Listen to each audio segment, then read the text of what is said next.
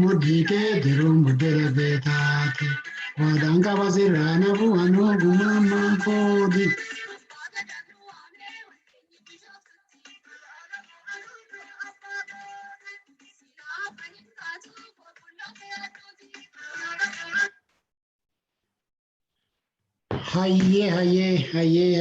Hayyee.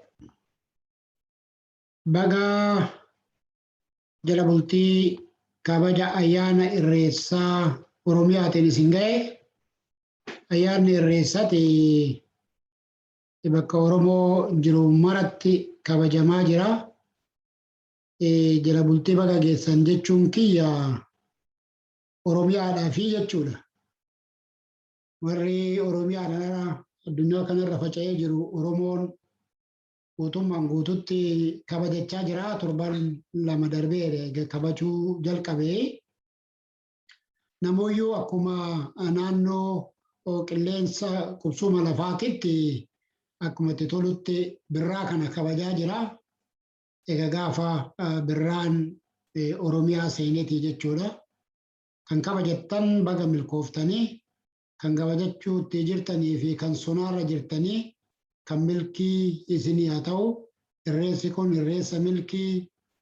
Irreessi kun irreessi ba'aan Oromoo yaaddoo cinqamni shororkaan Oromoo irratti Oromiyaa irratti diriiree jiru kun kan irraa ka'ee bara irreessi kun irreessa milkii jedhamee itti faarfatamullee Waaqayyo Oromoo maraaf haa godhu, Oromiyaadhaaf haa godhu. Akkuma seenaa miti meetii Haayilee jette jabeeffadhu mudhii kee tiruun bultii lafee taatii jette.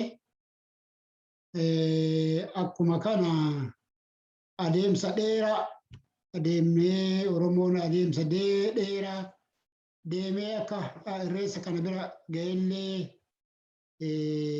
sadarkaarra ga'e kana ga'uu isaallee adeemsa dheeraa dhufee deemaa akka dhufe nu akeekte jechuudha. Sirba kana wajjin yeroo baay'ee jala bultii ayyaana irreechaa waggootii 3 darbe kana dhaggeeffataa turree dhaggeeffataa jirra weelluu kana. Weelluun faarruu irreessaa kun ani wareegama ilmaan Oromoo horaa Arsadeetitti wareegamanii wajjiniin wal qabata. Natti fakkaata yoon dogoggoruu baadhee weelluu kana meetiin kan baafte bara 2016 irreessa Bishooftuu kabajachuudhaa fi borumtii isaati natti fakkaata. Dhaamsa ishiin dhaammatte kana walgeettiin Bishooftuu akka ta'e irraa nafuu du'a abbaa kootiitii isa jedhu kana waltajjii sanarratti walgeenyaa waltajjiin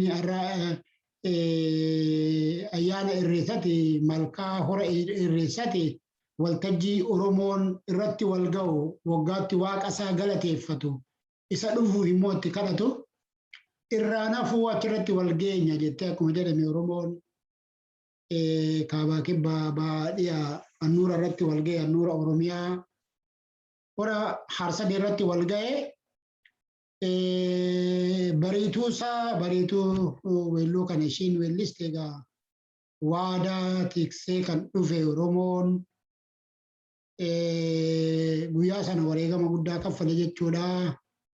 Oromoo amma lubbuu Oromoo xiqqaa miti kan dhabne bara sana fincila Oromoo Protestii wajjin wal qabatee jechuudha. Waraanni Agaazii tuttuqqaadhaan waraanni Agaazii hingaltanii hingaltuudhaan waraanni Agaazii dhaadannoo gaafa gammadoon dhageessisu saba sanaa wal qabatee ilmaan Oromoo hallayyaatti hare jechuudha. Agaaziin bara sana. Weelluun kun gaaga'ama wareegama guyyaa sanaa wajjiniin walla jalaa qabate yeroo sanaati jechuudha. Yeroo baay'ee deddeebi'een dhaggeeffadha. Gaafan kana dhaggeeffadhu kan natti dhufu waadaa Oromoon irratti irreessa kanarratti argamnaa jedhee wal waamee hiiqii maaliifii irraa uguraa turanii irraa dhoowwaa turanii hora keenyarraa nu dhoowwitanii waadaadhaa du'a abbaa kootiiti jette soo kanaa wajjiniin walitti nu jalaa hidhataa jechuudha. Maalumaafuu Oromoo marti keessanuu irreechi bara kanaa irreecha milkii akka Oromoodhaaf Oromiyaadhaaf ta'uun hawwaa asumaan dhaamsa koo dabarfadha. Itti aansuudhaan irreessi keessumaa bara Oromoon jijjiirame kana keessa bara Oromoon jijjiirama jedhee wareegama ilmaan Oromoo kaffale jijjiirama jedhee as ta'e kana keessa fi duraan maal fakkaata kan jedhu laalee tanani tuqee tanani Oromoon irreecha isaa bilisa ta'ee Oromoon hora isaa malkaa isaa bilisa ta'ee akka irreeffatu dhaamsa koo asumaanuu dhaammadha. Inni duraati irreessi fi keessumaa Oromoon seenaa addaan hin cinne walitti hin hidhanne qaba. Sirni gadaa sirni irreessaa Oromoodhaa fi sirna Oromoon akka addaatti itti beekamudha. Oromoon maaliin beekama yoo jedhame irreessaa fi sirna gadaa adda durummaadhaan waamama jedheetiin ni yaada. Keessumaa egaa irreessi Oromoon irreessa qofaadhaa miti. Oromoon waan qabu hundarraa oggurame asii irreessa kana deebisuudhaa fi sirna gadaa deebisuudhaa fi Oromoon bakka duudhaa isaa ganamaa sanatti deebi'uudhaaf qabsoo godhu keessatti irreessa bakka isaatitti deeffachuu fi irreessa Oromoo akka amma kanatti tarii warri harkaanuu qabanii fi karoorri isaanii duuba qaban maal gochuuf akka deemanii yoo bakka kaleessaa sanatti deebiseen alatti bakka kaleessaa sanatti deebisuu akka danda'an wanti mul'atu waggaa darbe 2020 arginee jirra. Haa ta'u malee qabsoo godhe kana keessatti Oromoon ayyaana irreechaa kabaja ayyaana irreechaa guyyaa galata Oromoon waaqaaf galata galfatu kana bakkatti deeffachuudhaaf qabsoonni godhe keessumaa dhaloonni qubee qeerroo fi qarreen inni jennu kun dhaloonni qubee wareegamni inni itti kaffalee fi kana bakkatti deebisuudhaaf wareegamni inni gochaa ture akka laayyootti kan laalamu jecha akka laalamu miti jechuudha. Seenaa keessatti waan galmaa'ee qabuudha. Dhaloota kanaa wajjin dhaloota bara kana qabsaa'e dhaloota bara kana irreessa bakkatti deebisuudhaaf qabsaa'e irratti wareegamee wajjin jechuudha. Egaa bakka kana gaafa geenyu akka laayyootti miti waan tokko tokko kaasuun hedduu barbaachisaadha. Baranii biyya ture bara 1998 natti fakkaata irreessa kana naquu jalqabe. Yeroo sana baay'ee nama xiqqaa ture. Hora Arsadii kan namni kan naqu baay'ee xiqqaadha ture. 2098 2000 wayyoo qaba ture. 2000 wayyoo qaba. 2001 irra caalammoo wayyoo qaba ture. Agarani biyyaa baa'utti jechuudha. Nan yaadadha 2001 2002 weelluu galmatti Saggaayee dandanaa kanaa fi Yoosef Gammachuu faadha natti fakkaata. Yoosef Gammachuu sirbee hamma ba'utti haati dhaabbattee eegaa turte. Haati Yoosef Gammachuu jechuudha. Fuutee galuudhaaf yoo achitti dhiistee deemte na jalaa ajjeesuu jettee jechuudha. Wanti ija koo duraa hin banne tokko inni tokko isa kana. Gaafani Yoosef Gammachuu yaadadhuu fi kabaja ayyaana irreechaa kana gaafadhu. Galma sana keessattuu sirbii jalqabamee booda addaan kutanii otoo hin dhumin iyyuu akka ba'amu taasisame. Haa ta'uuti akka kanatti bara 2002 hin turre bara 2003 2004 akkas jechaatuma gaa deemaa dhufe. Bara kana keessa gaa Oromoon irra caala itti cichee irratti garafamaa, irratti ajjeefamaa, uffanni irraa mulqamaa kabajachaa ba'ee jechuudha. Irra caalatti kan Oromoon seenaa wareegama irratti kaffalee akka mul'atu ol taasise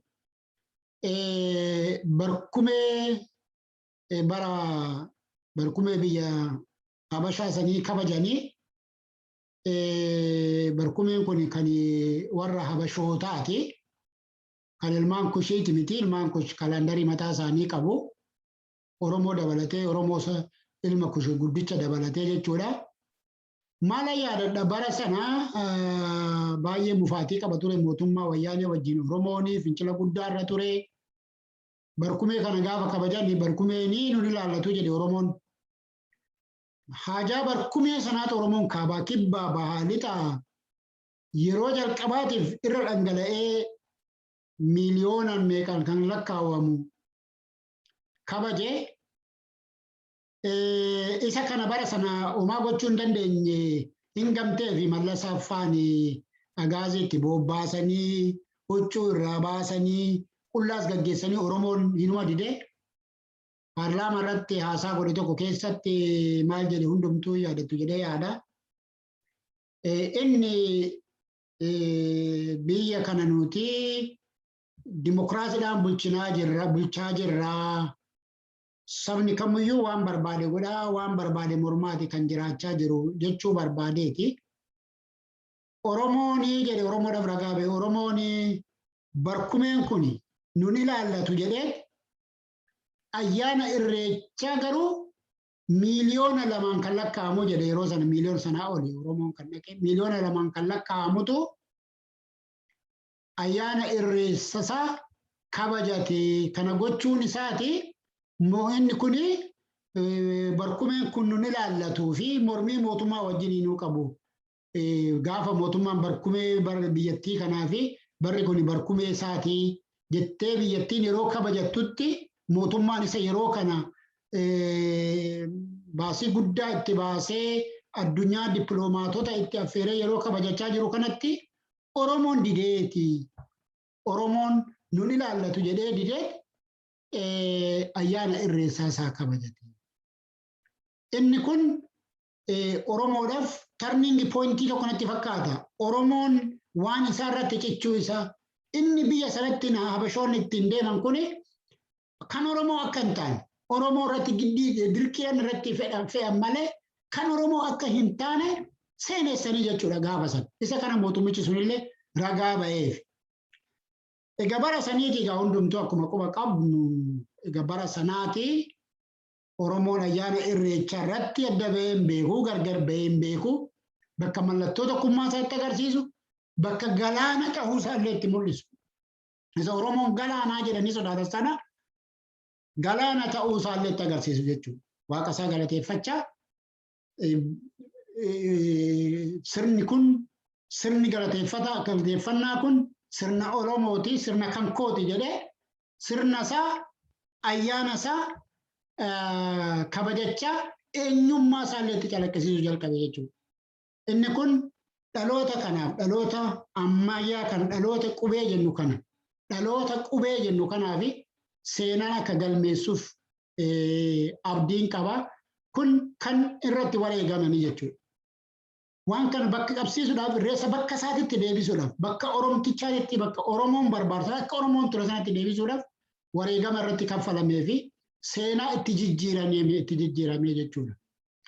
Egaa akka kanattiin otoo deemaa jirru mootummaa kanallee ofirraa dhoowwaa irreessa isaas kabajachaa kana nurraa kaasuu hin dandeessanii nu ugguruu hin dandeessanii jedhee Oromoon mormachaa ayyaana isaa kabajachaa hamma guyyaa har'aa kana. Hamma 2020tti yoo jenne gaarii natti fakkaata. 2020 irraa kaasee kan ammaa maal akka ta'u hin beeknu inni 2020 waan duumessa ta'eef isatti dhufna. Keessumaa Oromoon kan dagachuun isarra hin jiraanne tokko wareegama ayyaana irreecha irratti kaffalame. Oromoo 1000 amma sila jedhe sana irratti dhume sana bara 2016 sun inni kun immoo seenaa gara biraati. Inni kun immoo seenaa gara biraati. Ammallee seenotii akkasii kana mootummaan biltiginnaa sirna qeenxee Oromoo biyyattiitti deebisuudhaaf deemu kuni waa wareegama kaffalame kana waa seenaa kana duumesseessuudhaaf deemaa jira. Balleessuudhaaf deemaa jira. Bakka kaleetti deebisuudhaaf deemaa jira. Maal waa wareegama kaffalan kana akka ka'ullee barbaadamu akkatti bakka isaatti deebisellee ka'uun barbaadamu sana qofaadha iyyuu miti amma dimimmisiisamaa jirama jechuudha. Kanaaf kan bara 2016 ammoo seenaa addaa ta'e jechuudha. Oromoon irratti wareegame Oromoon waan gaafa sana ta'e egaa akka waliigalaatitti seenaa addaatii jedhamee galfamama jechuudha. Sanaas waan ture 2017 2018 hamma 2019tti Oromoon mootummaa TPLF ofirraa dhoowwate ofiisaatti qabate 2017 otoo mootummaan harka keessa naqatin otoo eegdota achitti hin ramadin ofirraa dhoowwee kabajatee jechuudha. Inni kunillee immoo seenaa biraati.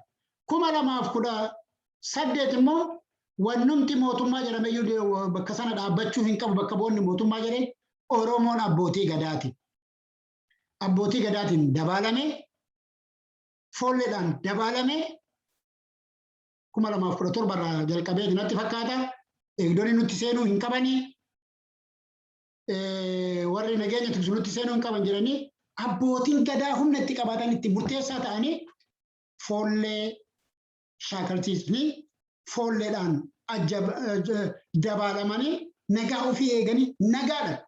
2017 2018 2019 foolleedhaan tikfamaa foolleedhaan dabalamaniit ayyaana isaanii akka Oromtichaatii fi Oromootti ayyaana irreechaa kabajatanii jechuudha. Kana keessatti otoo tuquun bira hin dabarre yoo bira darbillee kan seenan itti nu gaafatu obbo Dinquu Dayyaas lafee dugda ayyaana irreechaati. Kana yoon jedhu akka nama tokkootti waanan itti yoo itti xiqqaate malee waan guddatu natti hin fakkaatu. Keessumaa foollee shaakalsiisuu, uffata itti uffisuu, baasii barbaachisu guutuu irratti. Sana qofaadha miti. Irreecha kana bakka isaatitti deebisuu keessatti namni wareegama olaanaa kaffala. Akka Oromoo tokkootti qabeenyaanis haa ta'u waan barbaachisu hundaan namni wareegama guddaatti kaffale obbo Dinquu Dayyaas. Obbo Dinquu Dayyaas har'a eessa akka jiru, maalirra akka jiru, sirni amma biyya bulchaa jiru kun Dinquu Dayyaas maal akka godhe, qabeenya isaa maal akka godhe, isa eessa akka irraan ga'e argaa jiru. Inni kun hirreessa ayyaana hirreessatti nama kana hirdhise jechuudha.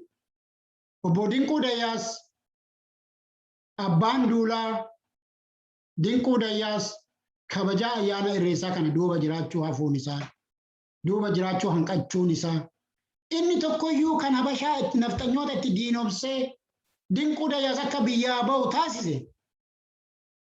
Sababa ayyaana irreechaa kanaan foollee shaakalsiisu, sirna gadaa jajjabeessu, aadaa duudhaa Oromoo kana jabeessuutu nafxanyoonni itti bobba'anii namni kun hidhamu malee, biyyaa ari'amu malee, qabeenyi isaa saamamu malee, qabeenyi isaa kun qoratamu malee jedhanii karaa Abiyyi Ahmadiin Dinquu Dayyaas biyyarraa buqqisanii Dinquu Dayyaas malkaa isaa abbootii gadaa wajjin ta'ee nama malkaa isaa nama nagaa kabaja ayyaana irreessaa gaggeessu isallee Oromiyaa irraa buqqisanii qabeenya isaallee gaaga'an. Kanarraan kan ga'e maal inni eenyuun mootummaa kana. Inni kuni ayyaana irreessaa duudhaa Oromoo eessan ga'uuf deemaa kan jedhu kanumarraa tokko jedhanii tilmaamuun nama rakkisu jechuudha. Bakka har'a Dinquun jiru. Dinquun maaliif buqqifame? Dinquun maaliif ari'ame? Dinquun maaliif qabeenya isaa saaman? Waan Oromoo ta'ee fi waan jarri hin jaalanne, waan sirni nafxanyaa hin jaalanne, sirni qeenxee hin jaalanne, waan inni jabeessee duudhaa Oromoo bakkatti deebisuudhaaf qabeenya isaatti dhangalaasuu fi waan danda'u hundaan duuba dhaabbatuuf jechuudha. Akkuma kaleessa bara Minilik irraa kaasee irreessi uggurame, irreessi sakaalan, Oromoo fi irreessa adda baasan, Oromoo fi aadaa isaa, Oromoo fi sirna gadaa isaa adda baasan sana namticha amma biyya bulchaa jira jedhamu kuni gaafuma maqaa Minilikiin kakatee masaraa seenu hojii Minilik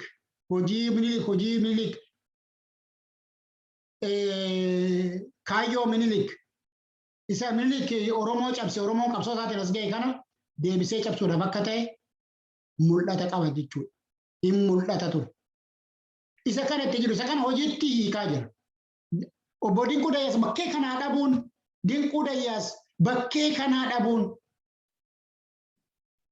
inni kun mataan isaa hojii sirna qeenxee nafxanyootaa Minilik sana tokko hojiirra oolcheefi jechuudha.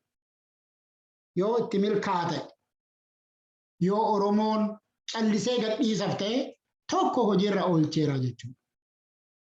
Kanaaf asumaanuyyuu obbo Dinquu Dayyaas kaasuun dirqama waan ta'eefan kaasee jechuudha. Asumaanuu yaadachiisa yaa Oromoo kiyyaa. Dagatamuu hin qabu namni Oromoodhaaf keessuma seenaa hojjate namni Oromoodhaaf wareegama kaffale. Yoo irreessi ka'u Dinquu Dayyaas ka'uu qaba. Yoo irreessi ka'u wareegamni dinquu dayyaas irreessaaf kaffale irreessatti kaffalee fi agarsiisa Oromootti agarsiise. Waa foollee sanaa horii salphaadhaan miti kashaa kalu uffanni foollee sanaa hundi salphaadhaa miti.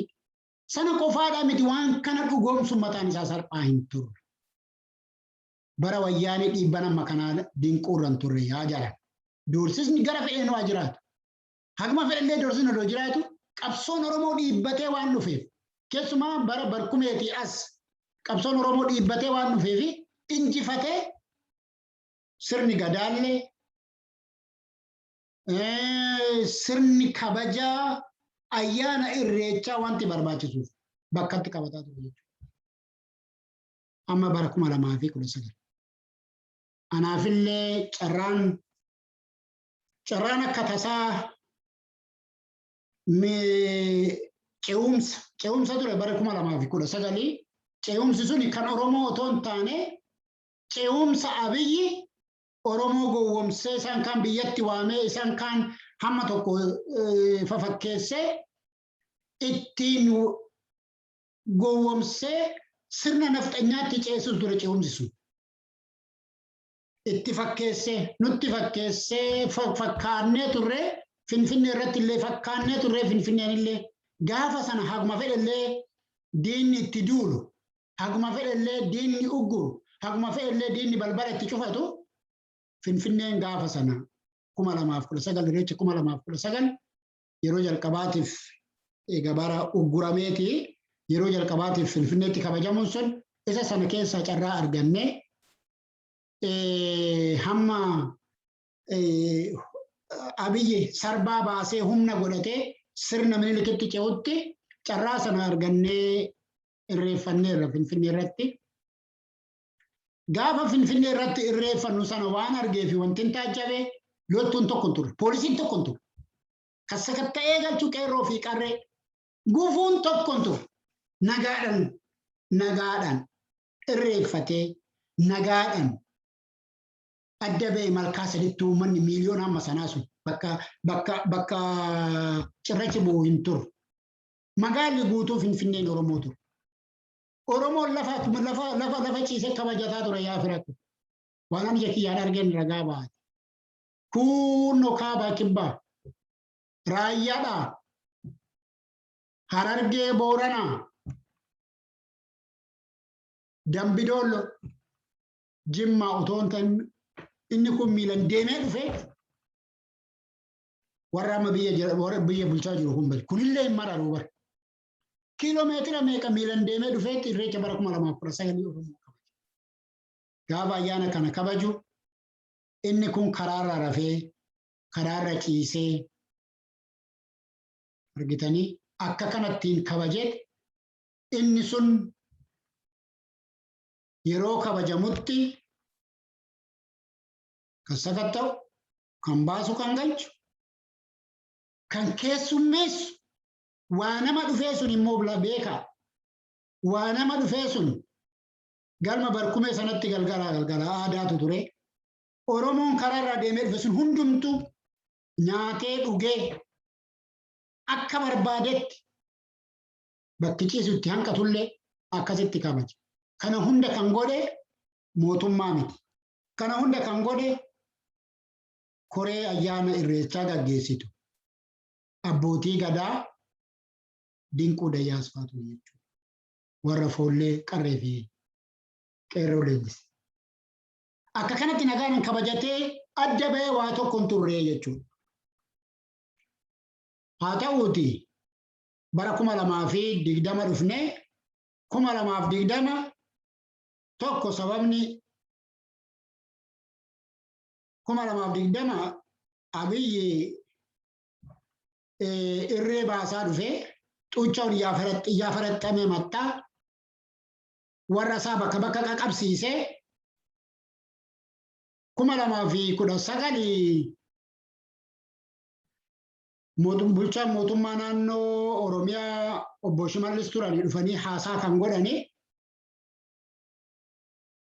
isaan sana keessa irreessi Finfinneetti deebi'uudha sababa godhanii wanti isaan haasaa godhanii jara biratti dubbii kaase sirna naftanyaa Finfinnee irraa kabaja ayyaana irreessaa kana buqqise. Sirna naftanyaa buqqisnee bakka duudhaa keenyatti deebinee jirra. Bakka duudhaa keenyatti Oromoon bakka duudhaa isaatti har'a kunoo kabajachaa irreeffachaa jira. Baga gammaddanii jedhe. Inni kun warra soddaa isallee nummaanuu warruma sanii dubbii itti kaasee amma sadarkaa mootummaa naannoo Oromiyaatti xalayaadhaan dhiifama gaafatanii jedhan. Kuni Oromoodhaaf du'a. Dhuguma dubbachuudhaaf. Yoo Oromoo ta'a Shimallis Faaf kuni du'a. Du'a kuni. Waan itti amananii dubbataniif hamma kana roorrifamanii xalayaa barreessanii miilatti kufuu jechuun du'a lammataa. Isa bara Minilik bara durii sana caaladhaa jechuudha. Asirratti wanti otoo hin tuqin bira hin dabarre Abiyyi hagam akka Oromoo jibbu, hagam akka waan Oromoo jibbu tokko kan Oromoon irratti dhugeeffachuun irra jiraatu gaafa kabaja ayyaana irreessaa sana yeroo jalqabaatiif Finfinnee irratti kabajama. Ayyaana irreessa irratti qeerroo qarree wareegamaniiti ilma abbaa gadaa jedhanii masaraa Minilik isa galchanii. Gaafa sana silaa dhaqee Oromoo baga bakka kana geessanillee waanuma xinnoo sanallee immoo yoo jechuu baate bakkeen kun isinii hin maluu maalumaafuu barana kabajadhaa. Bakkeen kun akkuma kunoo bara kana musliimonni maaliif achirratti faxiiru jedhamee balaan bu'e san. Gandi yaariirti babuuti irreessi wannumti inni Finfinnee irratti irreeffatamuu fi wannumti dirree masqalaa irratti wal ga'amuu fi asmaariin isaanii dirree masqalaa sana irratti dibbeedhaan haa'u. Oromoon annuura isaa irratti kaleessa irreeffachaa ture. Lafti gubaa sun kan Oromoo ture. Masqalumti numta mala jarri amma masqala jedhanii cibboo achirratti fidanii gubaa suni. Gubaa sun kan Oromooti. Seenaa Oromoo saamani. Seenaa Oromoo waan Oromoon barbaaduuf ufiitti Kiristinnaa kaasanii bakkee sana Kiristinnaa kaasanii masqala addabaabaayii jedhani. Masqala addabaabaayii miti. Wannumti ibsaa kunuyyuu masqalumti kunuyyuu isaan ilaallatu kan Oromooti. Hinjiru amantii Ortodoksii keessa hinjiru. Oromoo irraa haguuganii kan ufii godhatan waan Oromoon jaalatu. Bakka Oromoon jaalatu ilaala. Bakka abdaarii Oromoon waaqa isaatti qabatu. Bakka odaa isaatitti odaa sana jiksanii beekanii kiristaana irratti ijaaru. Mana sagadaa. Bakka Oromoon malkaa dhaqee itti irreeffatu xabaratu asiin bahee jedhu dhaqanii itti cufanii xabara godhatu. Seenaan amma masqala addabaabaayii kunis kana. Dookumentarii tokko amma ijoolleen kan gadhiisaa jirti jira. Hordofa. Ilmaan Tufaa Muunaatu achirratti gubaa ibsa ture. Ibsaan mallattoo dukkanaa ifatti bahuuti. Otoo irreessa hin bahin ibsa. Ibsaan sun dukkana gannarraa ifatti bahuudhaaf mallattoodha. Gubaan sun sana agarsiisa. Gubaa sun gubaa sana gubanii Oromoon achitti asheeta nyaata. Asheeta waaddee itti nyaata. Jalqaba Oromoon gaafa midhaan ga'u sana gaafa gubaa sana eebbifata. Gaafa sana eebbifatee nyaata. Gaafa gogee garummoo sinqirii jedhanii garbuutu dursee ga'a. Garbuu sana tolchanii marqaa isaa tolchanii qincee isaa tolchanii marqaa isaa tolchanii nyaatu.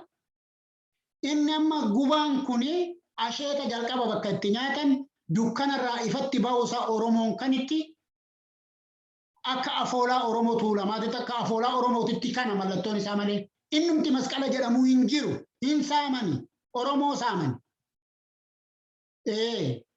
Ibsaa Oromoo gubaa Oromooti maal godhanii masqala godhatanii kiristinnaa kaasanii jechuudha.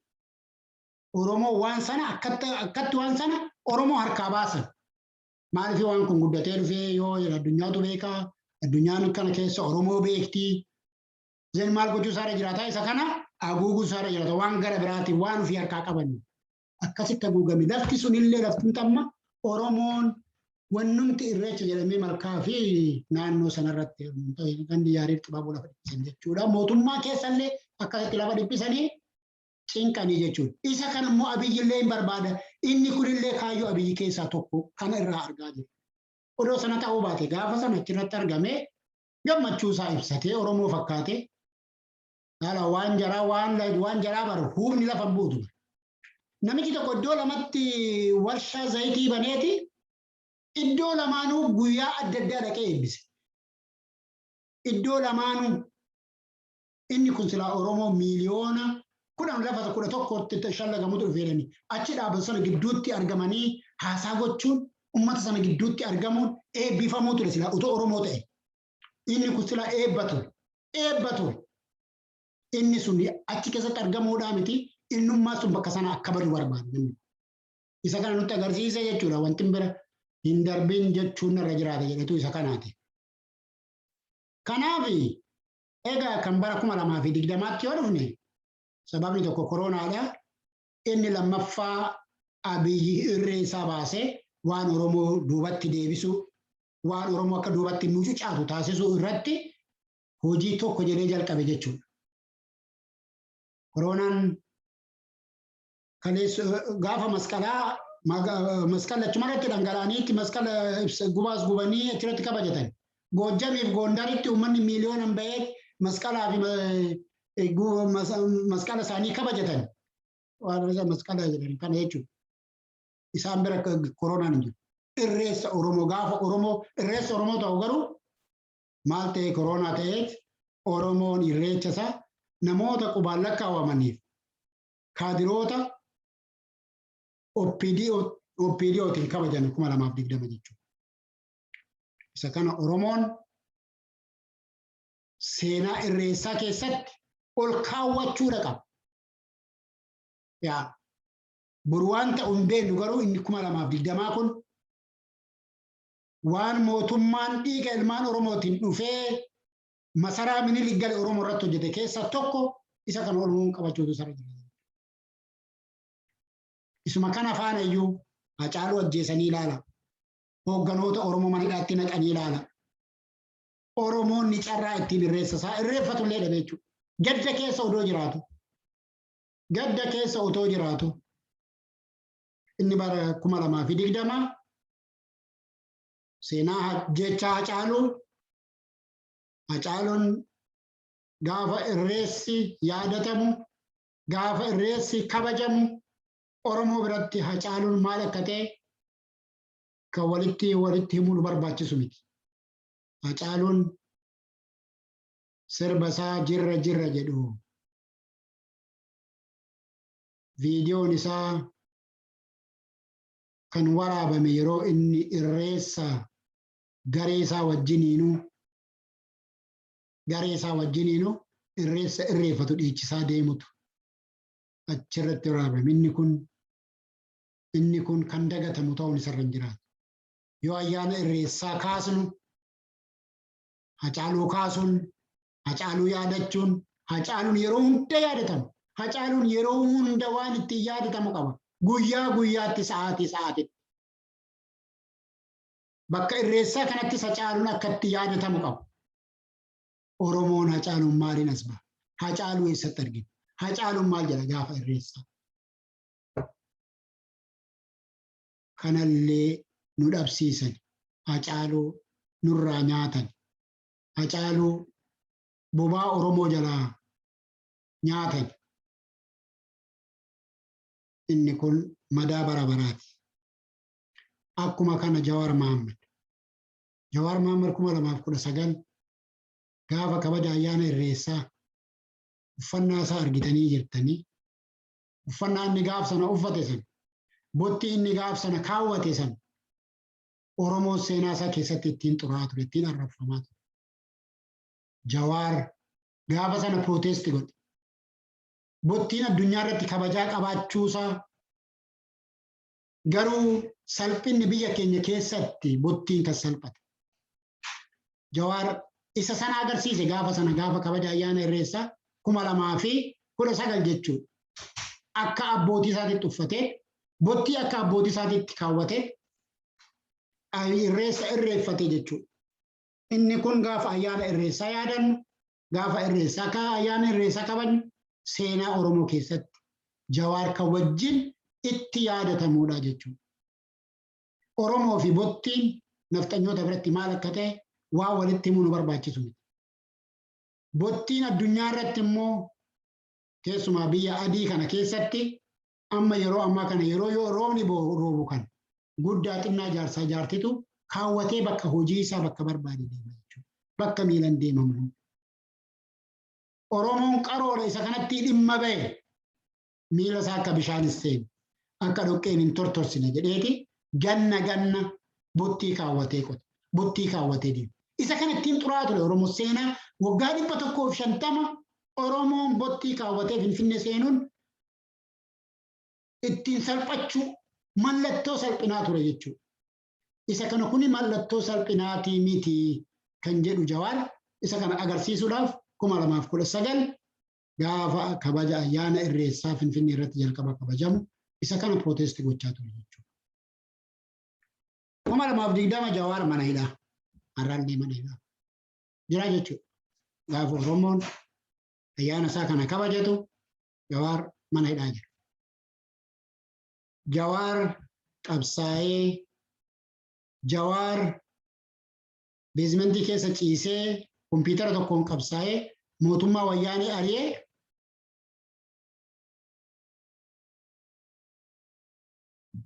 Abiyyi masaraa Minilik'itti galchee har'a mana hidhaa jira jechuudha.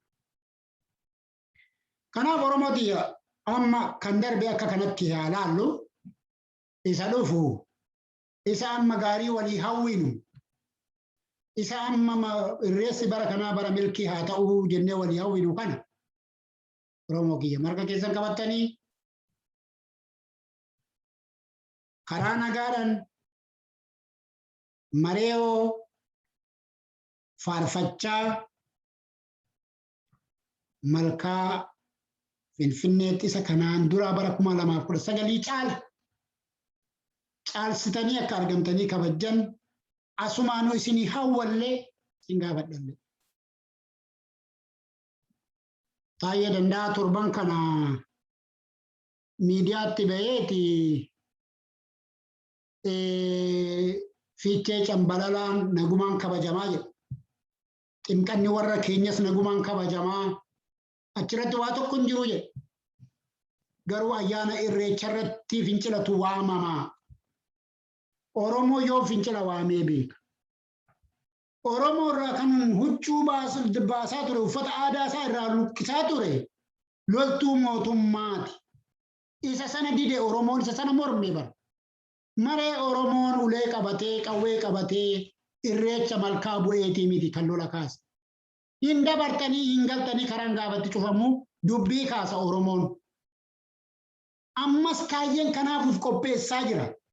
Kana qopheessaa jiru laala duuba ta'anii mari'ataniiti har'a ilmaan Oromoo mana hidhaatii guuranii mana hidhaatii baasanii ajjeesanii gatan kana duuba ta'anii mari'ataniiti akkasitti ilmaan Oromoo ebeluu baasii rashad ebeluu baasii ajjeesi yoo kana jedhee isin amalu baasii ajjeesi jedhanii kan murteessan taayyeefaadha. Har'a immoo duubatti fuulduratti baanii waa'ee ayyaana irreessaa haasa'u duubatti immoo shira miidiyaa irratti ba'ee haasa'u kana shira miidiyaa irratti gadi ba'ee haasa'u kana haasa'u.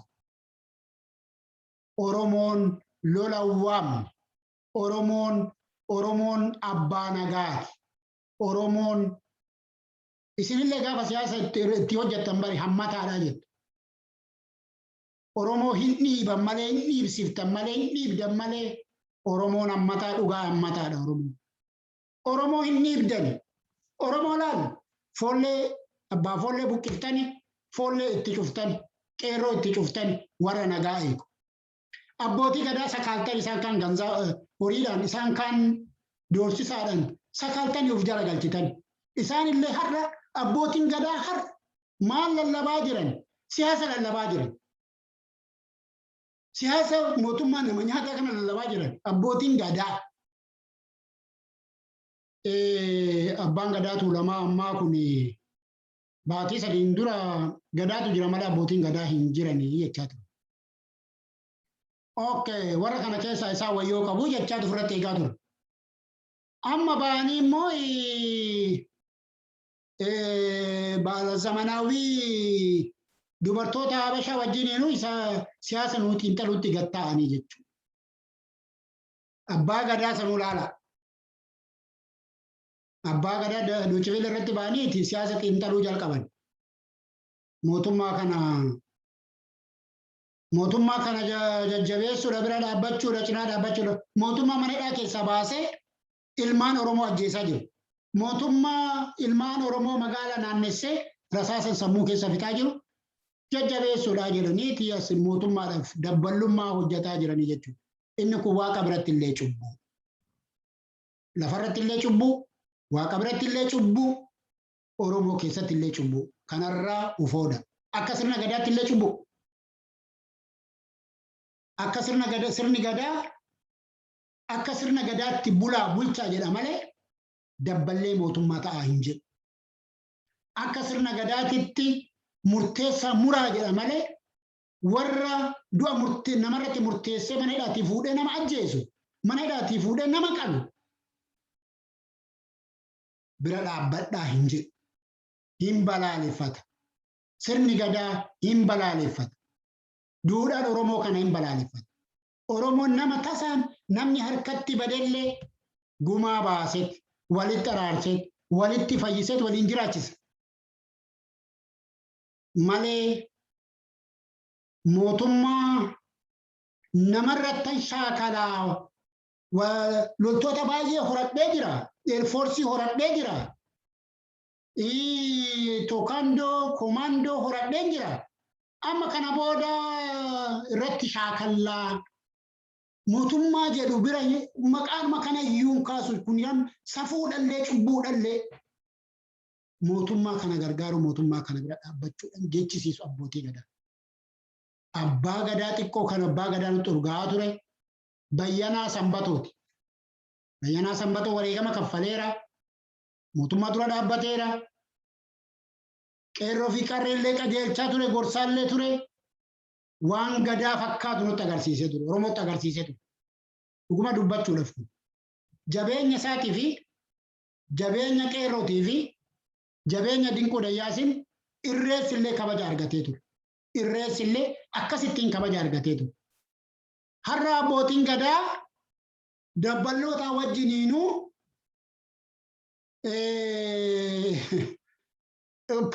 analisii politikaa keessa seenaniiru.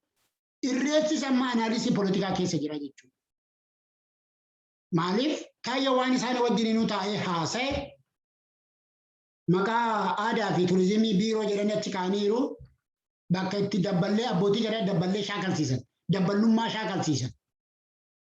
Amma inni sun sana ta'ee nutti mul'ata. Abbootii gadaa warra aadaa duudhaa Oromoo guddisuuf deeman kana dabballummaatti shaakalsiisanii jechuudha. Kana achi as ba'eeti waan akkasiitu godhamaa jira jedha harka isaa kan akkas godhee dubbata. Namni kun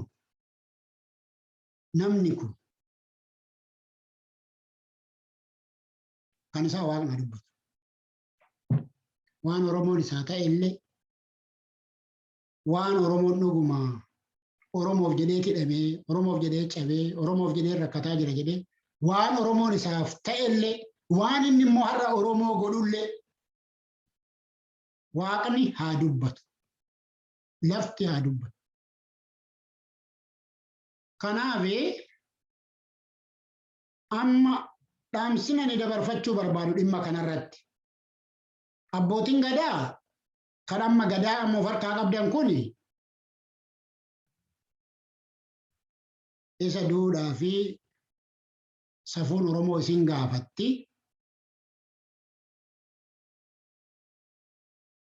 garuu yoo dandeessan irraa deebi'aa ammallee fagoo hin jirtan. Irraa deebi'aa uummata kana faana ta'a. Irraa deebi'aa safuu Oromoo wajjin ta'a. Irraa deebi'aa aadaa safuu duudhaa Oromoo wajjiniinuu ta'a.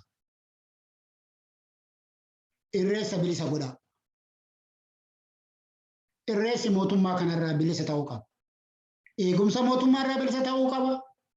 Eegumsuma waan jedhamurraa bilisa ta'uu qaba. Foollee fi qeerroo fi qarreen akkuma waggootii darban 2017, 18, 19 godhan sana isaaniif dhiisa. Amma silaa babbadde baduuttu jirti. Akka salphaattillee waan keessaa ba'amu natti hin fakkaatu. Ammoo Oromoo irreessa irratti ittiin adamsuuf jecha waan amma taayeen karoorfatee jiruu fi miidiyaa isaanii OBN irratti ba'ee dheengadda kana dubbataa jiru waan namatti agarsiisu qaba. Waan ittiin namatti agarsiisu. Warra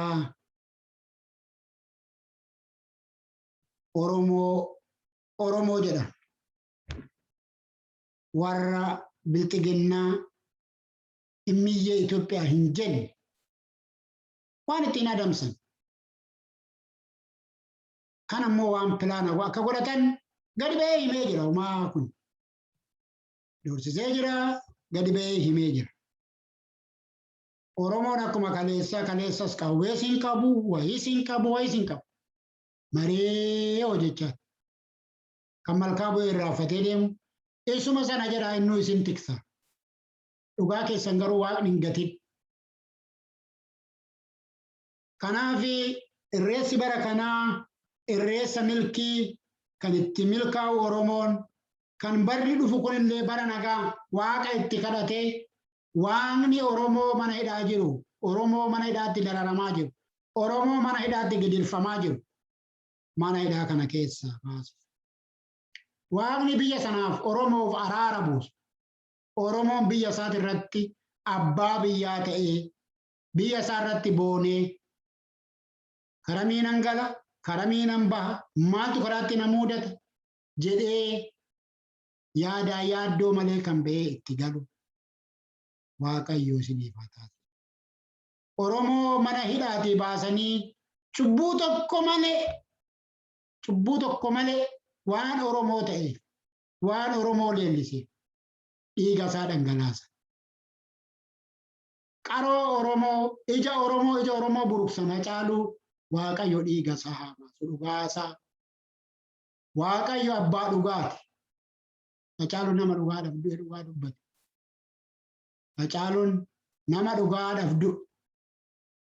Hacaaluun dhugaa dubbatee dhugaadhaaf dhaabbatee du'e. Mootummaan biyya kanaa sirna Minilik irraa kaasee hamma har'aa Abiyyitti jedhe. Hamma har'aa Abiyyitti. Abiyyi harkaa qaba. Kara fuula duraa garuu waan godhu hin beeknu. Amma Abiyyitti nama ukkaamsaa, cunqursaa, ajjeesat bulchaa jiranii. Inni kun cubbuudha jedhe. Inni kun cubbuudha. Hacaaluu kan nyaate sirna kana akka kanatti. Waan kana jedhe. Sirna Minilik irraa kaasee Oromoon namni biyya sanaa ajjeefamaa, ajjeesat bulchaa ture. Jedhee miidiyaa tokko irratti afaan Amaariffaatiin dubbate. Hagamii akka hagamitti jennaan haga Abiyyi ammaatitti Abiyyi boru waan godhu hin beeku. Akka kanaan Hacaaluun nyaatame Waaqayyo waaqni dhugaa dhiiga Hacaaluu hin gatin. Dhiiga Hacaaluu Oromoon keessatti dhiiga bo'aa jira. Dhugaa Hacaaluutiif, Hacaaluu dhabuudhaaf. Malkaan horri Oromoo waaqa isaatti galateeffatee waaqa isaatti kadhatu kun dhugaa Hacaaluu, dhugaa wareegamtoota keenyaa haa barbaaduun jedha. Asumaanuu egan as ba'e waan biraalleen tuttuqa. Tarii waan lama. Tokko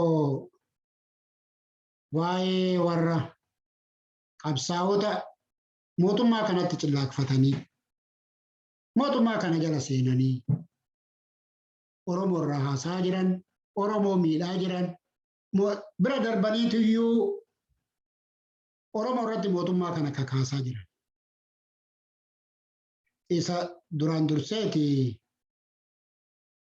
jaala qabsoo Oromoo kan ture gollichi gidduu kana galee miidiyaa jaraallee ho'iseera jarri waan miidiyaa waa argataniiru jechuun miidiyaa waan ittiin sa'aatii kabar itti godhan argataniiru.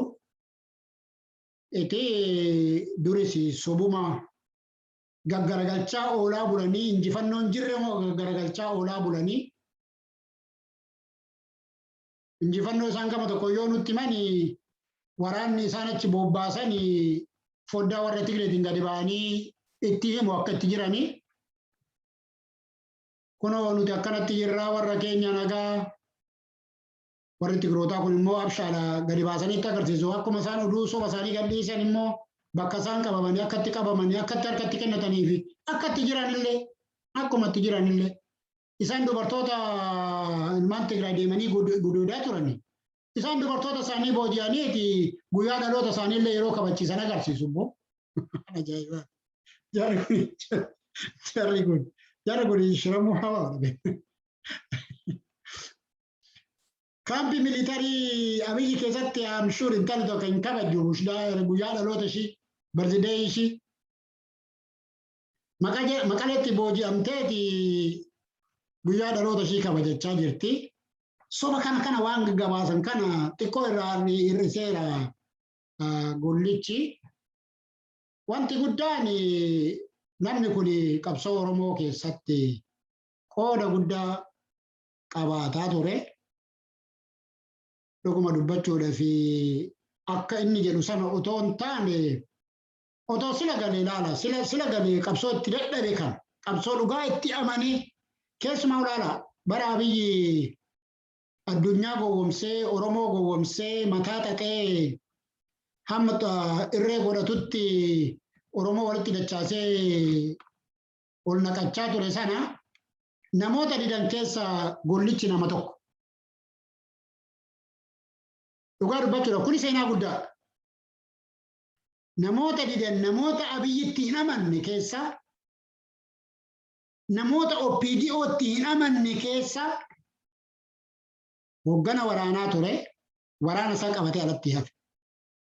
Miidiyaatti bahee dubbachaa jechuudha. Inni kun seenaa guddaa.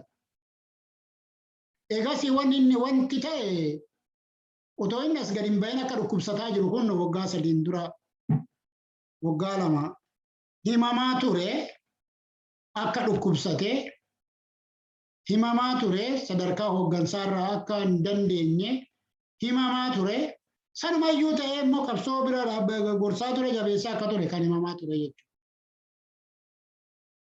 Har'a biyyatti galuun isaati gama tokkoon qabsoo Oromootii fi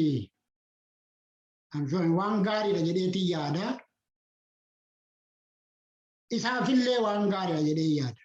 Maaliif al tokko qilleensi seenee jira. Qilleensi kara seenellee ni jira. Keessumaanuu nama dhukkubsatee ijoollee isaa ilma isaallee eebbisee waraanatti bobbaasee wajjiniinuu jiru. Achi cinaatti baasanii meeshaa godhachuudhaaf tattaafatanii. Anyways, isaaniifis hin taane inni isaanis harkaanis bahee kunoo bakka jiru jira yookaan isaan watu gaggeessee illee hin beeknu warri kana godhan isaan hin beeku. Kanaaf galuun isaa akka tokkotti isaaf boqonnaadha amma. Seenaa isaa balleessuu isaatiin alatti boqonnaadha. Kan na gaddisiisu silaa Oromoo koo as ga'ee jira. Fayyaan koo sirrii miti. Bakka tokkotti fudhaan jiraachisaa otoo jedhe. Dhuguma dubbachuudhaaf Oromoon boonee boonsisee bakka inni barbaade jiraachisa. Sana gochuu hanqachuun isaa na gaddisiisaa isaafillee hin gadda gama tokkoon jechuudha. Warra kaleessa sira isaanii namuu yeroo hundi ittiin dammaqnetti inni itti dammaqee hooggansa odoo kennaa jiru itti dammaqee jedhaqee amma harcaatu jaraa funaanaa Oromoo maqaa balleessuun xiqqoo hir'ina qabaachuu yookaan bakkuma dhukkubbii sanallee ta'uudha mala garuu baga galee haa jiraatu hin jiraata qabsoodhaaf hamma godhee jira. Anaaf ana manni kun rakkoo miti. Garuu Jarri immoo ishii tanaan waa inni ololadha jetteeti saaxilamaa jirti. Innummaan iyyuu waan inni dubbatu gama tokkoon waan juntaa wajjin walii galanii jedha. Gama tokkoon fonqolchatu gaggeeffamee jedha. Gama tokkoon immoo seera malee korri sabaa gaggeeffamee hoogganni bakka bu'ee jedha. Inni kun hundumtuu amma Oromoodhaaf ifa jechuun akkanatti ba'ee dubbachuun isaa cufaa komii ganda keessa deddeemullee ifa godha. Maaliifii waan inni jedhu kana hundumtuu akka inni jedhe kanatti akka hin taane ifa galaadhaa jechuudha.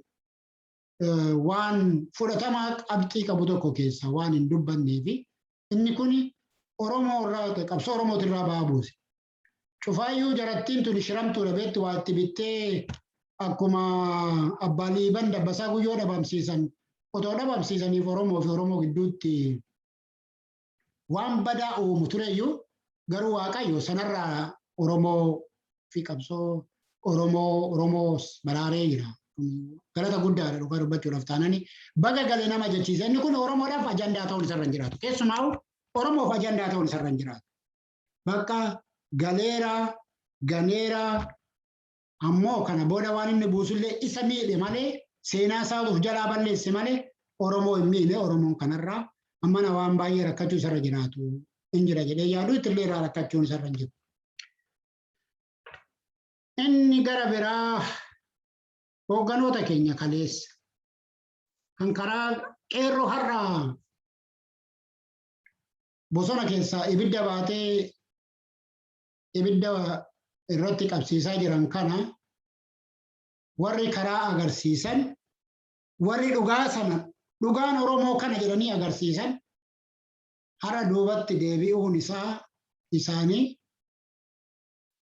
dhugaan Oromoo warri dhugaa Oromoo qabatanii ba'an hara lubbuun hin jiran. Dhugaa Oromoo sana kan isaanitti illee warra arganii kanatti illee kan agarsiise jechuudha. Tarii jarri kun durumayyuu mootummaan ture suni parsanaalii waan isaanitti hin tolleef qabsoo kanatti hirkatanii illee nama jechisiisa yeroo tokko tokko gaafa yaadamu. Keessumaa warri gagaabbanii turan baay'eetu jiranii duriyyuu itti namanne bilisummaa Oromoo yeroo kana itti namanne warri jedhanii dhibbaan dhibbatti haala yeroo jiru sana adda bilisummaa Oromoo bobaa adda bilisummaa Oromoo jala galanii jalaa ba'uudhaaf malee dhugumaan Oromoodhaaf dhimma maalii natti fakkaata. Keessumaa namni tokko anaan baay'ee kan na dhibetu naannoo godina tokkotti illee filatamanii amma paarlaamaa galuudhaaf jedhanii dullumti illee hin jirti. Odoo akka kana ta'uu baatanii baay'ee gaarii ture. Seenaa ofii akkasitti balleessuun jechuudha. Kana maaltu na jechisiisa? Tokko Oromoon gaafa isaan qabsoo jalqaban sana caala ajjeefamaa jira. Gaafa sana Oromoo mana hidhaatii baasanii ajjeesuun yookaan dhoksaadhaan illee ajjeesu yookaan jimlaadhaan waan namoota sabaaf sablammii yookaan warruma mootummaa mormee wajjin irratti qabanii ajjeesu. Cunqursaan lafa saamuu maal jechuun kun hin jiraata. Malee isa akka bara kanaa akka nama kolutti galan kanatti Oromoon akkanatti ajjeefama kan jedhamu dhagee.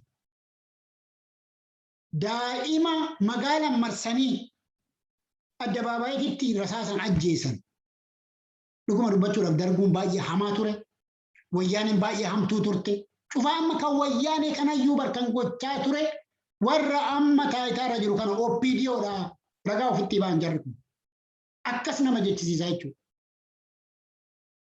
Karrarra deemanii dhaqanii balbala bansiisanii kan ajjeesan warra sana kanatti agarsiisaa ture warra sana kan Oromoo mana geessanii kan Tigree ajjeeftullee ajjeesisaa ture kan karaatti agarsiisaa ture Oromoo warra akka har'aa Oromoo lafarraa duguugaa jiru kana. Dhuguma dubbachuudhaaf kun hundi odoo Oromoo irratti raawwatamaa jiru kan kaleessaa sana caala odoo irratti raawwatamaa jiru waan kaleessa isaan qabatanii ba'an sana dhaloonni qabatee yeroo ba'u jara garagalanii warruma nama nyaachaa jiru kanatti yeroo tunan seenaa ofiitiif illee seenaa isaaniif waan baay'ee nama saalfachiisu. Waan baay'ee nama saalfachiisu. Inni tokko kana inni gara biraa mootummaan yeroo sana ture baqachuudhaaf kooluu adda bilisummaa Oromootti galu kan eejisu inni gara biraan lammaffaan jara kana wajjin walitti dhukaasaa turan. OPDO wajjini. Jaarmiyaa mataa isaanii qabaataa turan jaarmiyaa. Innis adda bilisummaa Oromooti. Silaa bar hoogganni tokko keessumaa hoogganni tokko miseensa miti. Hoogganni tokko yoo danda'e jaarmiyaa isaa sana qabatee galee maqaa jaarmiyaa isaa sanaatiin akka ittiin lolaa ture sanatti maqaa jaarmiyaa isaa sanaatiin dorgomee biyya bulche. Yoommoo sana ta'uu baate yoo sooratama ta'e dhiisee keessaa ba'ee harka maratee ta'a malee warruma kaleessa wal waraanaa turan warruma har'a immoo Oromoo ajjeesaa jiran qaama isaanii ta'anii dorgomanii paarlaamaa galuu filatamuun dhugumaan qabsoo Oromootti amanameeti yeroo sana. Inni ammaa kun immoo dhugumaan Oromoo laga ceesisaa. Inni sadaffaan qabsoon isaan gochaa turan namni afaan Oromoo dubbatu tokko paarlaamaa galuudhaan laata. Bilisummaan isaan yeroo sana bilisummaa jedhanii dhaloota kakaasan. Dhaloonni immoo sana caala darbee bareera. Amma afaan ofiitiin barateera. Bilisummaa jechuun hiikkaa isaa sirriitti beeku. Isaan bara isaanii sana afaan Amaariffaatiin baratanii afaan Oromootiin barreessuu fi afaan Oromootiin dubbachuu fi Oromoon masaraa Minilik galuu santuu gahaadha jedhanii gaafa sana of tilmaamanii kanuma bilisummaa godhanii laata. Isas akka hin jenne immoo laala. Afaan Oromoo duubatti deebisanii tarra kutaa tokkorraa ijoolleen kaatee afaan Amaariffaa barattuu jechaa jira. Mootummaan isaan koolutti galan kun. Duuba kan nama laala bitaadhuma natti galutu akkamumatti qabsoo kana keessa qabsoo kana akkamittiin jalqabanii waa kana of duukaa huruursanii har'a qabsoon biyya sanaa siyaasni gaanfa Afrikaa siyaasa Oromooti baay'isawee. Har'a Tigreen tarkaaffii isaan gara jabina mootummaa Eertiraa wajjin fudhatanirraan kan ka'e addunyaan ija ishii garasitti fudhattullee siyaasni gaanfa Afrikaa Oromoo harka galee ture Oromoo ta'eetu. Kan hunda kan ta'e Oromoon kan hunda kan godhe isaanin ilaaleeti bar gaafa bilisummaa jedhan bilisummaa jechuun immoo hiikkaasaa isaan irraallee bilisummaa jechuun namtammaa har'a afaan keenyan barannu kuniyyuu waan guddaadha. Isa kan ammoo yoo lafa qabsine lafa keenya immoo kan lafa keenya yoo bulchine biyya keenya yoo bulchine immoo bilisummaa guutuu taana jedhee Oromoon har'a dhalli Oromoo qubee dhaloonni qubee itti dhumaa jira. Isaan garuu duubatti keessaa gad isuma kanatu bitaanatti ta'ee lakki warri bilisummaa jedhee ba'e sun isaanin barsiise isaanitti hime isaan irraa hin fudhanne warri sun immoo lubbuun hin jiranii na jechisiise jechuudha. Amma isaanis bakka isaanii ga'aniiru. Umurii dheeratan abboo jiraatan. Yookaan waan gaarii isaanii kana booda waan gaarii isaanii haasofnu. Waan kana booda waan gaarii isaanii illee akka haasofnu nu haa taasisu Oromoodha yoo darbe hammeenya isaanii haasofnu seenaa isaanii irraa kan odoon taane kan duratti sana seenissinaaf. Yoo Oromoon gattaa'ee waliin haasa'uu jalqabee walitti haasa'uu jalqabee waa barreessuu jalqabe akka amma jeequmsa keessa jiru kana keessa yoo ba'e waan isaaniillee gaarii yoo kaleessaa himnaafi akka sana ta'an Oromoo Waaqayyo Oromoo tasgabbeessu. Garuu amma mootummaa kanaa wajjiniinuu jiranii. Mootummaan kun obboleessa keetti bosona jira, ilma keetti nuun mormaa jira jedhanii dhalaa Oromoo mana hidhaatti guuraa jiran. Mana hidhaatti baasanii halkan ajjeesanii waraabessa nyaachisaa jiran. Hayyuu Oromoo ableen qalanii gataa jiran. Mana hidhaatti baasanii ajjeesaa jiran. Hamma sanatti nagaa isaaniitti saasa'uu hin dandeenyu. Oromoon tasgabbiis argachuu hin danda'u. Isinillee isaanuma wajjiniinuu abaaramaa jiraattu jechuudha. Gaafa isaan buqqaan gaafa mootummaan isin kooluutti galtan kun buqqa'ee Oromoon haara baafate hafuura galfate tarii gaarii yoo keessan egeree hin haasofna ta'a darbi sana hin haasofna ta'a Waaqayyo Oromoo sanaan haa ga'uun jedhe. Dhaamsa isa dhumaati. Akkatti jirrus agarree bakka jirrus agarree waan keessa jirrus agarree wanti guddaan yeroo hunda jecha obbo Hayilamaariyaam Gammadaa fi Maammoo Mazammir. Fannisan wanna fannistan malee kaayyoo kiyyaa miti kan fanniftanii. Kaayyoon kiyya hin galma gahaa jedhe Maammoo Mazammir. Kaayyoon Maammoo Mazammir galma gahaa abadan. Ba'aan kun hundi Oromoo irraa hin bu'aa abadan. Hayilamaariyaam Gammadaa otoo isin ajjeesin dura. Dhimmi Oromoo ammaan booda bofa garaa lixee harka Oromoo galchinee irraa jedhe. Warra qabsoo jalqaba bu'uure sana keessa warra kana warra har'a bilisummaa nutti himanii ofii gabrummaatti deebi'anii Oromoo adabaa jedhanii itti murteessan kana odoo hin taane warra kana ammaan booda dhimmi Oromoo bofa garaa lixee. Yoo itti gadhiisan itti ollitaa yoo harkisan itti citaa. Sanaan wal qabnee jirra. Kanaaf Oromoon qabsoo kee tumsi. Mootummaan kun gaafa mootummaa wayyaan ittiin morminu addunyaan harka irra qabatti turte. Oromoon qofaa isaa mormaa ture. Waa asumaan otoo yaadachiisne na barbaadu. Daba Oromoo irratti Abiyyi hojjete. Jijjiirama nu harka fashaleessan kana gatachan kana Taayyeffaan warri Abiyyi cinaa shubbisanii fi Abiyyi jijjiirama gatachan kana jijjiirama kana kanatti wareegamee fide qeerroo qarree Oromooti.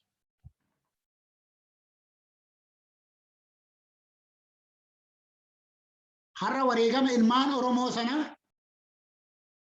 silaa waan kun lafa qabatee dhaloonni kun addunyaa irratti seenaa guddaan galmaaf ture. Abiyyi seenaan kunillee akkan galmoofne aguugeetu wareegama ilmaan Oromoo fuudhee faannoo fi maaluudhaaf kenne. Sabaaf sablammiidhaaf kenne saba biyya sanaatiif kenne. No kan qabsaa'e Oromoodha dhugaan lafa jiru kana sabaaf sablammiin qulqulluun otoo gaafatame ilmaan nafxanyaatiin alatti kana ragaa bahu. Isa kana kan taasise Abiyyi Kaasaayii. Isa kana Oromoon dagachuun isa irra jiraatu. Gaafa Waaqayyo gaafa injifanne seenaan immoo seenaan Oromoo min barreeffamte homaa rakkoon hin jiru. Oromoon gaafa galma ga'ee jechuudha.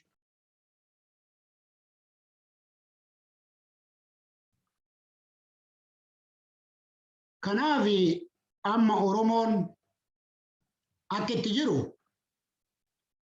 waanuma Taayyee fi Daani'eel Kibrat nutti himan kana. Karaa kanaa wanti jiru. Daani'eel Kibrat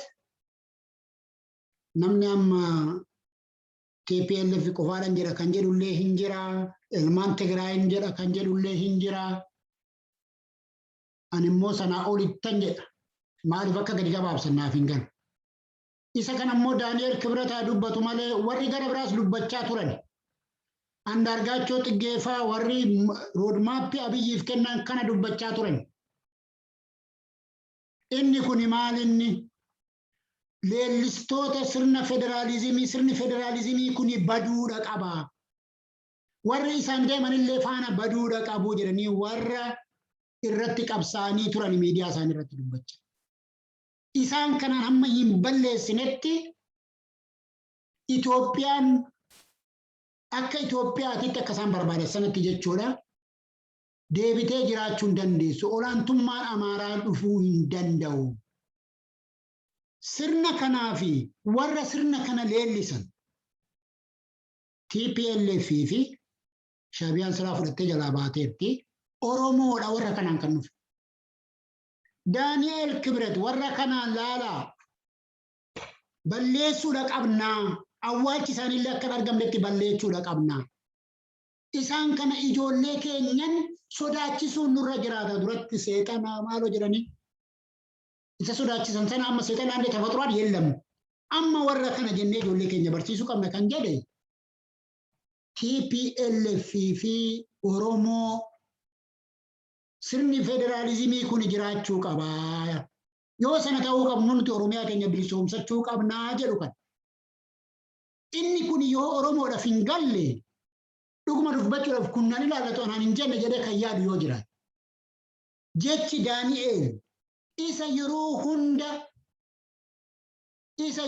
Taammaan Bayyanaa jedhu. Isa yeroo hunda Andaargaachuu Tsiggee jedhu. Sirna federaalizimii hin balleessina yoo jedhan bari sirni federaalizimii kun gaafa badu callistee ilaalu namni isa barbaadu sun. Sirna federaalizimii amma jiru kana kan barbaadu immoo eenyu? Isaan kana hundaan jechaa jiran jechuudha. Kanaaf laala waan isaan jedhan hundumtuu laala tartiiba qabaa bara.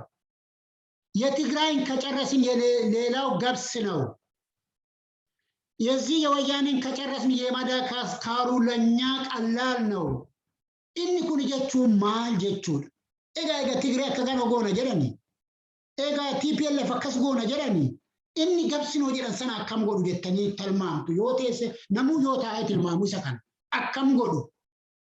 Addunyaan iyyuu maaliif karaan kennamaa fi TPLF qofaa akka hin taane Oromoo itti turan irra turan itti jiran.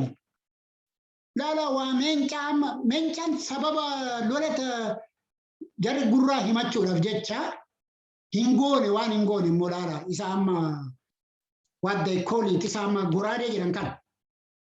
Goraadeen akkasitti konteenaraan qabame sun kan ilmaan Oromoo ittiin fiixan. Finfinnee keessaa ilmaan Oromoo ittiin haqan. Isa kana kan galchu immoo abbootii qabeenyaa abbootii warshaa biyyarra deemee eebbisiisu kanaadha. Inni suni hin mul'ate kunoo በቆንጨራ ነው ክላሽ ቀማሁት እሷል አላደረገም። ግን ያን ነገር እንደታጠቁ ሳያውቁ ለጉራ ብሎ አወጡት። ይሄ ደግሞ ሁሉም ሀገር ውስጥ ተበትኗል። በቃ ጃር ጅራን ሁንደቱ እንደጅራ ኢሰ ከነሞ ሚዲያ ትባኑት ማኒት ጋፈ ማንፌስቶ አማራ ጀደኒ ነምቺ ሳድረ ሆጀቱ ብናላቸው ሲማቸው ወልት ቀበሰን ሃሳው ተቆ ነማ ቢያራ ሃሳው ተቆ ዳቃቲ ደገፋዳ ዋን ይቻዱ bakka amaarri jiru hundumatti ijaarree amaara galchaa jirra. Naannoo hundatti ijaarree galchaa jirra jedhee dubbate waraabamee lafa jira. Nama tasaanullee gidduu kan. Feesbuukii kanarratti cufani malee. Kanaaf waan Daani'eel Kibret dubbate suni isa bineensa godhee dhaloota isaanii barsiisu duruu waan gaarii yoom nuun jedhanii beekayyaa jira.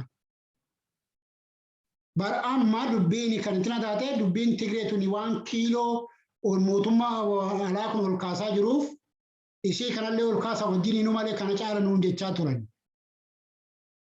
Maal jechuudha? የነዚህን ከጨረስን የነዚህ ገብስ ነው ማለት ምን ማለት ነው? ይሄ ትንሽ ሊከብደን ይችላል። የቲፒኤልኤፍ ሊከብደን ይችላል። እነሱን ከጨረስናቸው የሌላው ደግሞ ብዙ አይከብደንም።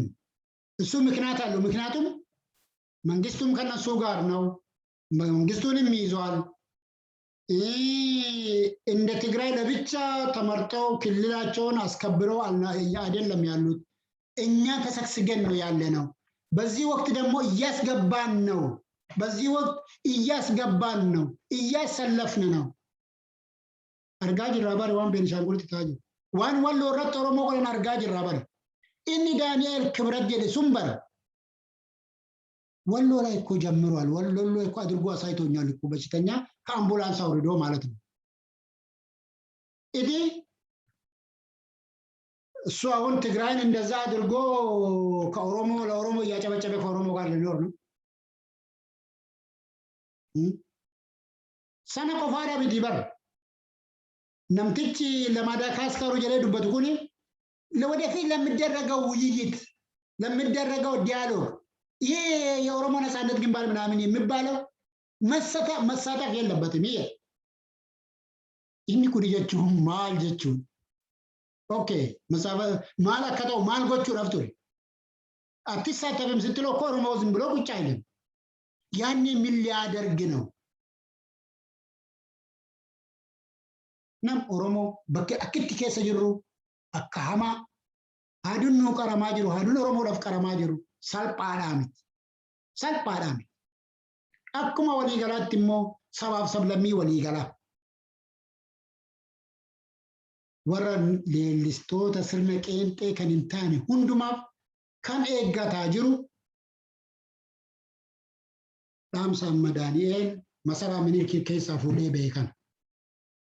Dhaamsa warri rood maappii Abiyyiif kennan waan nuyi jennu hunda fudhatee dhiyoo kanallee Minilik televezyiinii jedhanii nurratti isaa kan tokko Minilik televezyiinii jedhanii saaqun isaanii isaan Oromoo offendi gochuudhaaf Minilik TV, Minilik Brigade, Tedros Brigade, T-shirt ላይ ታሪኩን እንደግማለን የሚኒልክን inni kun hundumtu waanuma nuuf kanaaf akka itti jiru akka kana Oromoo mana isaa jabeeffachuu qe'ee isaa jabeeffachuu mana isaatti qe'ee isaatiitti bakka jiru hundatti humna ofii ijaarrachuu Oromoo bitaaf mirga laalin wanni ta'aa jiru wanti godhamaa jiru wanti haasa'amaa jiru wanti amma walloo irratti gaggeeffame kanatu jiru no more. Goraadeen konteenaraan fe'amee galee sunis isuma kan. Isuma dheengadda qabatanii kanaanan kilaashii maaloo godhee isa jiru san. Hin goonee garuu karaa nutti agarsiiseera jeste akka qabaatan. Kan qabame immoo argineera. Maaliif warri qabeessi qabeenyi kun kan beeluutii jedhanii gadi baasanii ni man. Kan eenyu akka galche immoo beekamaadha. Chaayinaa irraa kan feesis. Garuu hin barbaadan. Guyyaan kun ba'u immoo inuma jiraata. Kanaaf Oromoo jabaadhu hidhannoo kee hidhadhu mee akkanumatti gaafa teessanii yaaddan waan jarri kun nu godhu akkuma jirutti ta'ee waan nutti deemu akkuma jirutti ta'ee ijoolleen kikichuun babbareenni kun bosona keessaa har'a roobaa fi aduu nyaachaa jiran kuni anaaf isiniif Oromoodhaaf himara. Malee akkuma dabballoota kamii ta'anii jiraachuu warra danda'an jechuudha. Isaan kana bira dhaabbachuun immoo itti gaafatama seenaa jalaa nama baasa. Itti gaafatama seenaa jalaa ba'uuf immoo itti gaafatama seenaa jalaa ba'uu keessa Oromiyaa ijaarrachuu, Oromiyaa barbaaddachuu. Oromiyaa qabaachuun boru biyya qabaachuutu nama biyya qabutu namummaa qaba. Nama biyya qabutu gosa qaba.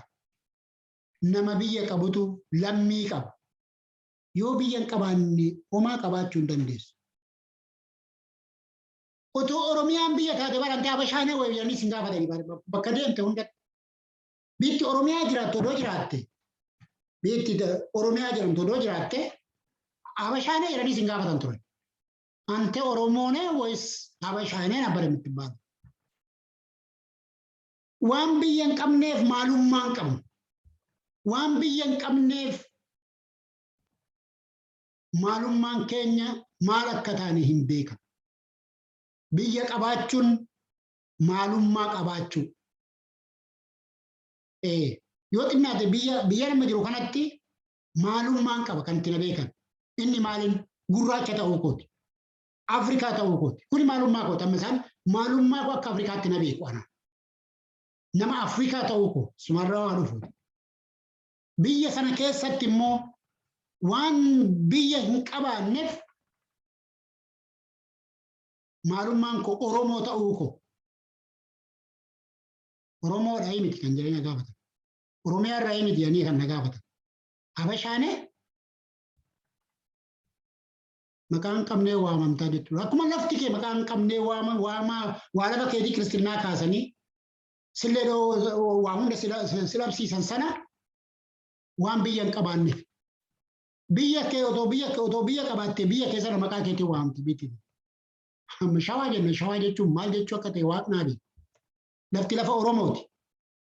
Tarii lafa Amaaraa xiqqoo wayii wajjin walitti hidhanii shawaa jedhanii waa guutuu Oromiyaa kana maal jechuu akka ta'e amma shawaa jechuun maal jechuu akka ta'e hin beeku ittiin waamama. Maqaa hin waamamneen kawaama namni dhaga'u namni sammuu qabu dhagaa jechuudha. Dhagaa nama dhagaa yoo jettee illee nuti dhagaa jedhee waama malee dhagaa ta'uusaa maal ta'uusaa hin beeku maaliif immoo sammuu qabnee. Waan hin beekne waamamuun jechuun nama taanii nama dhagaa ta'uu jechuudha. Maqaa nu ilaallanne waamamu maqaa hiikaa ittiin qabu. Kana kan fide biyya dhabuu keeti, of dhabuu keeti, maalummaa dhabuu keeti. Maalummaa keetiif biyya keetiif qabsaa gaafas kabaja qabaata. Silaa wal kabajnee waliin jiraanna jennee qeerroo 5,000 6,000 itti fidnee hoodhaa jenne kootta. Oromoon amma taa'anii miti eeyyee kootta. Garuu wareegama keenyallee ta'ee koo barbaadanii jijjiirama keenya kanallee isaantu fidee nutu fidee jedhanii warri naaf kennan. Harka duwwaa har'a qabsaa'ota keenya isaan kan mana hidhaatti isaan kan lubbuun hin jiran isaan kan har'a immoo nama meeqa baasanii akka ajjeesan hin beeknu mana hidhaatti. Akka kanatti wareegamnee dhufne. Isa kana kan nu godhe sirna kaleessaa amma Oromiyaa dhabamsiise nafxanyaa Habasha jedhanii waamuuf deemu. Kanaaf biyya qabaachuudhaaf biyya keenya qabaanna biyya qabaachuu qabna jedhanii warra qabsaan kanaa wajjin isaaniif humna ta'u otoo ijaan agarru immoo otuma ijaan agarru miidiyaatti ba'anii doggoroonni keenya kaleessati har'a iddoo adda cicciramanii miti kan warra kan dabsummaa Oromoo wajjin beese addatti bee maal jedhu asuma teenyee Abiyyi wajjin qabsaa'uun hin salphataa jedhu.